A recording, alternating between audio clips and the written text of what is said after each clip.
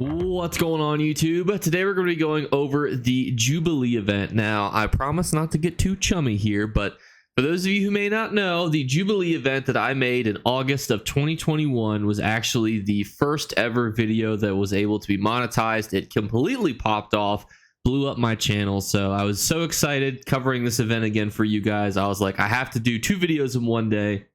You can tell my cat's also very excited because she's right here being a goofy goober. And this is honestly the best gold making event, period. Now, one could argue that if you run the AP train through Mid-Year Mayhem, you could also earn a ton of gold. But honestly, in my opinion, there's no comparison. The Jubilee event is an absolute train ride when it comes to how much gold you can get. But it's very important that you don't get scammed, that you make sure that you appropriately appraise the items that you're getting, because you're going to be getting a lot of high valuable things that you might not be expecting. So that's kind of what we're going to be covering in this video, giving you a brief synopsis as well as why this event is so crazy good and why you guys trusted me, was it 15 months ago to give the information about how to get rich off of this event. So thank you guys for being here all those months later, and I'm excited to go back into it with you.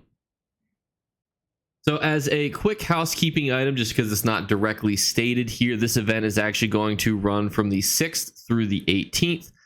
You were able to get more information on the actual ESO homepage. However, this web page here by ESO Hub also gives really good information, and I just prefer the actual visuals on here. So we're going to kind of use this as a good baseline. So basically, as you do with every other quest, when it's an event featured one, you go to the crown store, it'll be free. This one's going to have you go make a cake. Don't worry, you don't even need a provisioning skill. You get some free flour and stuff from doing so. Basically, every single starter area has this quest starter. It'll just take you to whichever one is closest. Now, the actual important part of this event, how can you earn reward boxes? And why are these reward boxes so freaking juiced?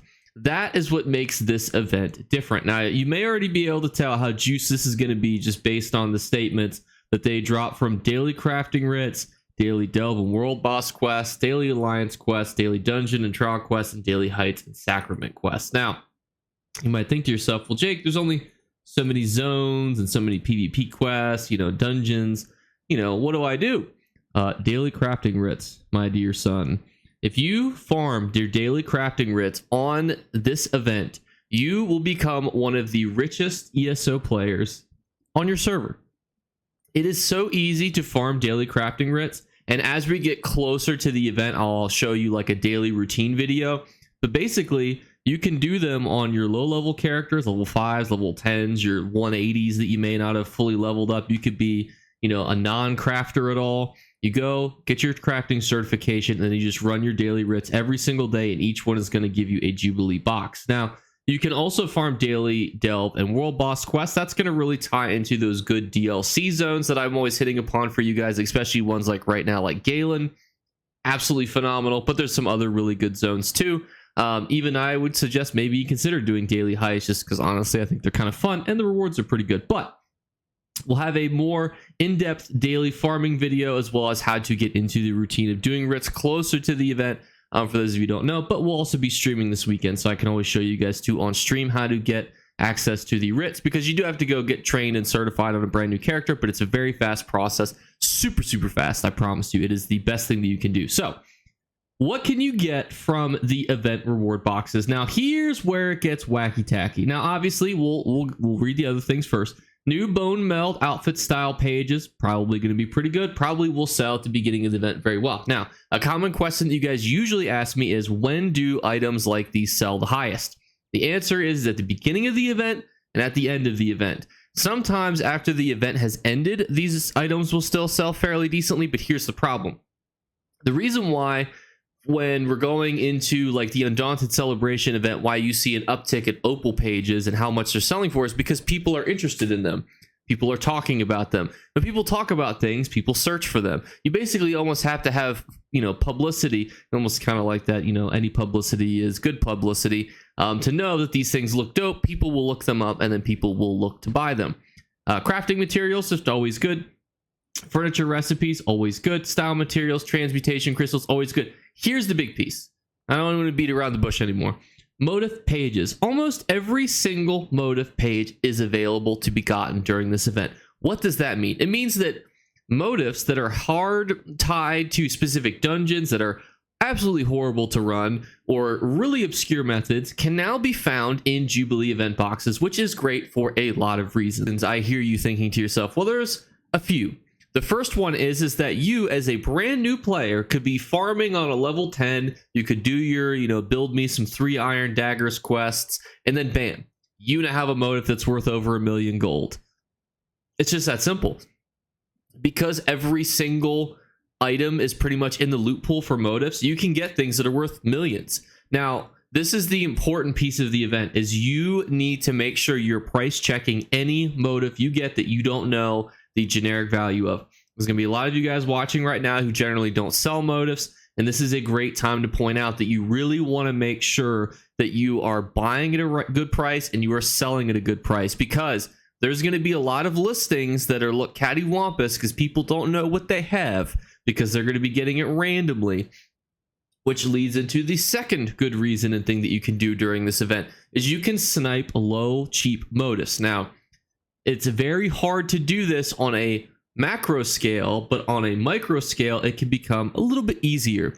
What I would suggest is pick a page or a book, like a book of pages, say just a random outfit style that is generally always sells well throughout the year. Look for those pages at an affordable discount, because it is going to be very painful for you to have to look through pages and pages, because that's what there's going to be of listed motifs, and you're going to think to yourself, well, this is like 60% off of its normal price, but I can only get about a profit of this much.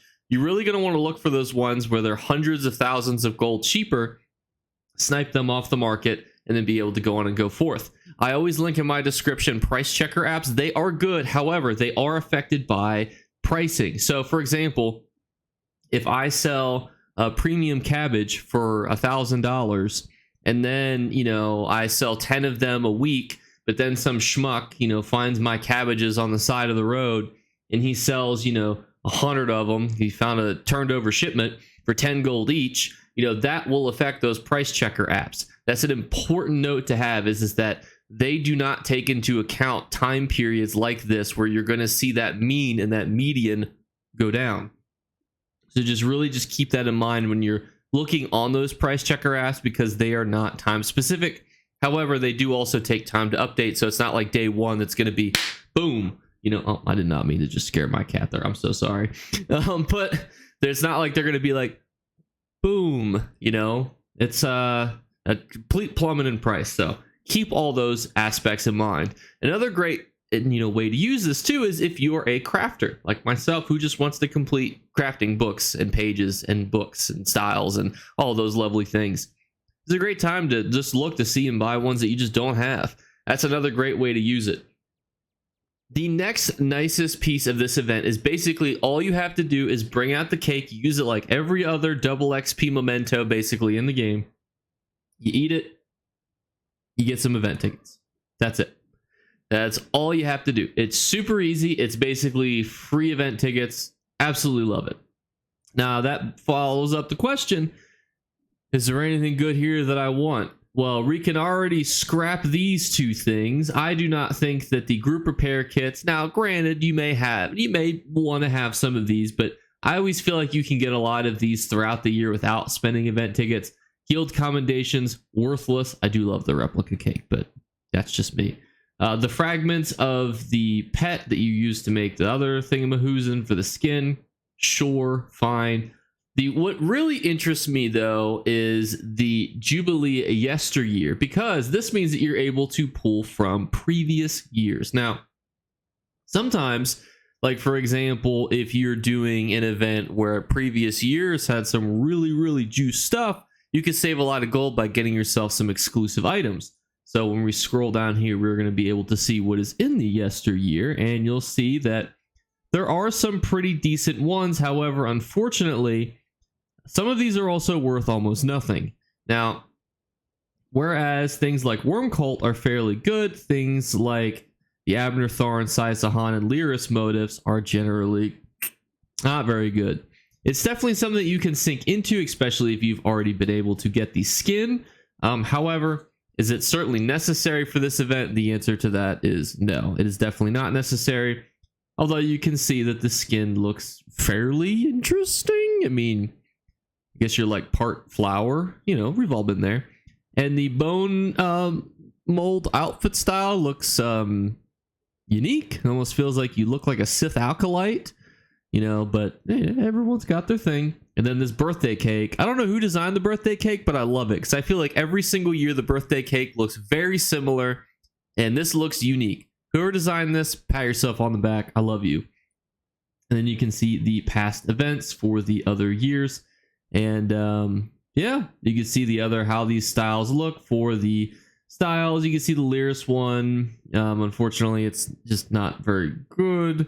But that's gonna wrap up the actual event piece. So the actual event itself is very straightforward. Daily quests, daily quests, daily quests. You can certainly do other things. However, that is my #1 suggestion to you. It is still a double XP event. Let me hit upon that also. But we are also coming off of another double XP event. And before that, we had a double XP event. Do you need any more XP? Well, maybe. I don't know. Everyone's a little different. But what you really want is cold, hard cash. And it always finds it a little bit funny when I talk to people about like events like this. They get upset that I'm like telling people how to get all this gold and, you know, how to make sure that they don't get scammed or ripped off. But here's the thing. The more money that my viewers have, the more gold you guys have, the more gold I have, the more gold we have to spend on dumb shit, which means that other people, such as myself and viewers, can grind dumb shit to sell to people. This is, you know, the same way and reason that I have a 3D printer. You know, I would never have purchased a 3D printer, which I don't really use, if I didn't, you know, get extra money one month to go, yeah, you know, buy a 3D printer. It's the same with ESO. Are you going to invest in that PvP set if you're broke? No.